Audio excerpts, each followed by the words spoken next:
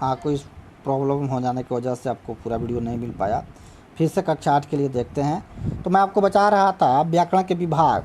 व्याकरण के मुख्य रूप से 3 विभाग होते हैं: वर्ण विचार, शब्द विचार, वाक्य विचार।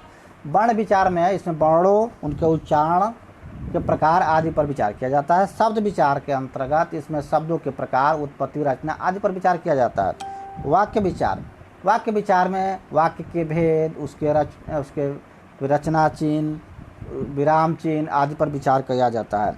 इसी के साथ आज आपका यह पाठ समाप्त होता है। अब देखते हैं इसका प्रश्न अभ्यास।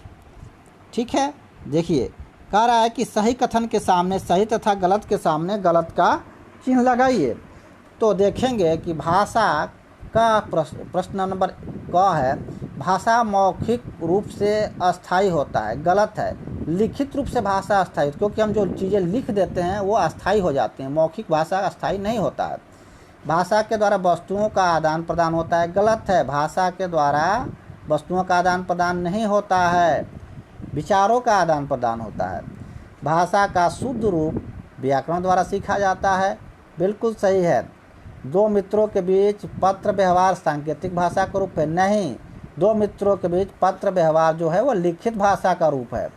भाषा के द्वारा हम मनोभावों को प्रकट करते हैं। बिल्कुल सही है।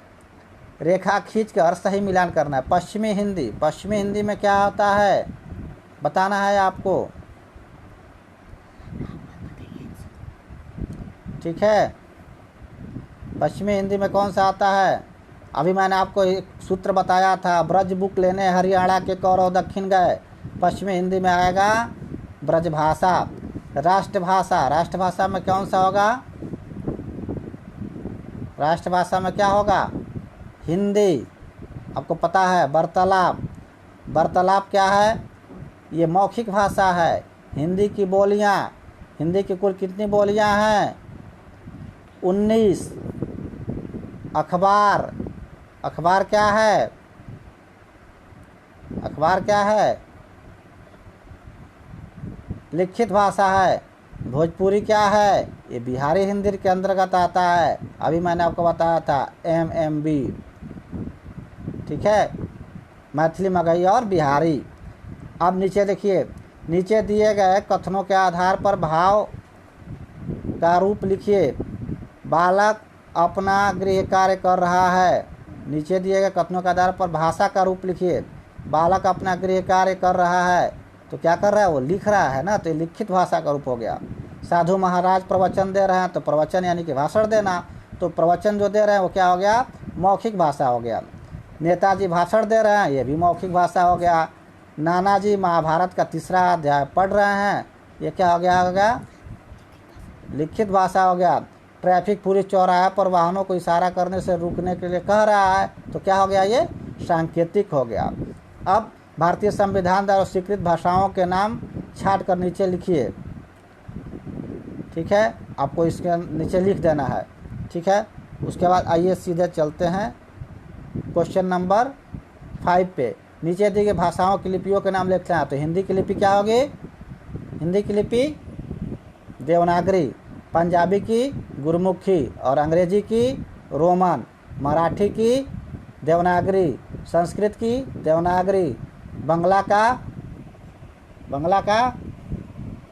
बंगला ही होगा।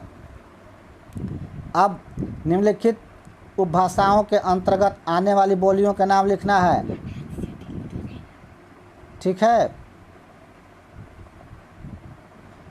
तो हिंदी है, राजस्थानी हिंदी। तो राजस्थानी हिंदी के अंतर्गत आपको मैंने बताया था, मावा मेवा लेकर जयपुर गए, तो मारवाड़ी, मेवाती और मालवी लिख दीजिए। पश्चिमी हिंदी, ब्रजबुक लेकर हरियाणा का कौरव दक्षिण गए, तो ब्रजभाषा, बुंदेली, कौरवी। पहाड़ी हिंदी में लिख दीजिए। पहाड़ी हिंदी में आ जाएगा आपका क्या? पहाड़ी हिंदी में क्या क्या आएगा?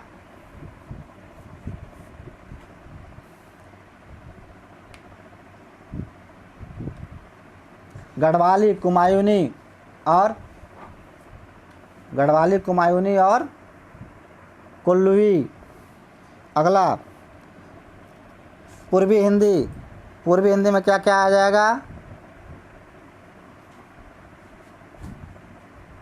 ABC, अवधी, बघेली और छत्तीसगढ़ी। अब नीचे देखेंगे, नीचे कुछ रचनाओं या ग्रंथों के नाम दिए गए हैं, उनके रचनाकारों तथा भाषाओं अथवा बोलियों के नाम लिखना है। आप स्वतः करिए, ठीक है, इस प्रश्न को आपको स्वतः करना है। अगला,